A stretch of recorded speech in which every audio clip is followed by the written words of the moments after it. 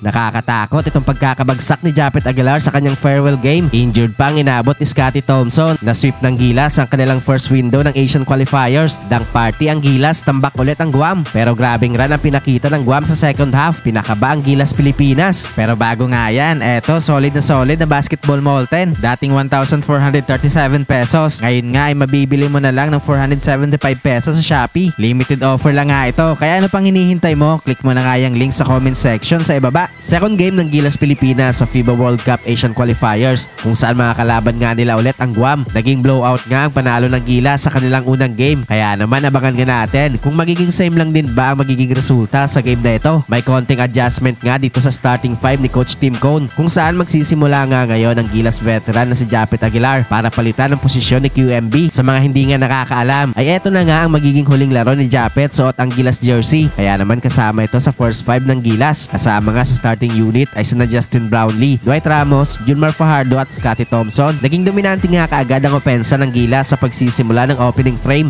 From defense to offense, butata ang inabot ng young big man ng Guam na si Galloway sa veteran big ng Gilas na si Junmar Fajardo. Nagresulta nga yan ng slam dunk sa transition ni Justin Brownlee para sa first basket ng Gilas this game. After nga niyan ay bigla nang to make over sa opensa ng ating national team si Dwight Ramos. Sa kanyang 8 first quarter points, wala din nga siyang mintes. Perfect 4 of 4 shooting sa field. Kasama itong kanyang 100 throwdown sa fast break. Na-maintain nga ng Gilas ang kanilang double-digit lead sa Guam this quarter. Bigla na din nga nag-step up offensively si Scottie Thompson sa halfway mark na nagkaroon ng 5 straight points. Naging tahimik naman nga sa opensa si Jericho Cruz. Unlike sa una nilang game kung saan umiscore nga ito ng 13 points sa first frame. Ngayon nga ay wala itong naitalang puntos sa kanyang 3 attempts sa field. Gandang tip naman nga ni Carl Tamayo mula sa mintes na layup ni CJ Perez para sa kanyang unang punto sa game na ito. Tambak agad ng 17 points ang Guam after ng first frame sa score na 32-15. Second quarter ay patuloy nga pag-arangkada ng kalamangan ng Gilas sa first few minutes. Step up na nga dito ang kanilang second unit na pinangunahan ng bagong salta sa Gilas na si QMB. Naging dominante nga ito sa ilalim this quarter. Big to big connection, gandang hanap ni Eji Edo kay QMB for the baseline dunk. Pero sa late minutes nga ay biglang nagkaroon ng spark sa opensa ng Guam na pinangunahan ni Jericho Cruz. Bigla nga dito bumagal ang opensa ng Gilas. Kaya naman naibaba nga sa 14 points ng Guam ang kalamangan ng ating national team after ng first half, 50-36. Third quarter ay patuloy nga itong pagiging agresibo sa opensa ni Jericho Cruz. Hard fall para kay Japet. Gusto niya sanang i-posterize itong big man ng Guam na si Ty Wesley pero naging unsuccessful nga ito dahilan para sa nakakatakot na pagkakabagsak ni Aguilar. Pero buti na lang nga ay walang masamang nangyari kay Japet kung saan pinagpag niya lang ito at agad nakatayo. Under 7 minutes ay baba na lang nga sa 10 puntos ang kalamangan ng Gilas matapos ang wing 3-pointer ni Cruz. Tumuloy-tuloy nga pag-struggle ng Gilas sa opensa sa halfway mark kung saan ay baba na nga ng Guam sa single digit ang kalamangan ng ating national team. Pero buti na lang nga ay biglang pumutok ang opensa ni Justin Brownlee. 7 straight points para bigyan nga ulit ng komportableng lamang ang Gilas Pilipinas. Umarangkada nga ulit ang opensa ng Gilas Pilipinas sa late minutes. Balik sa 17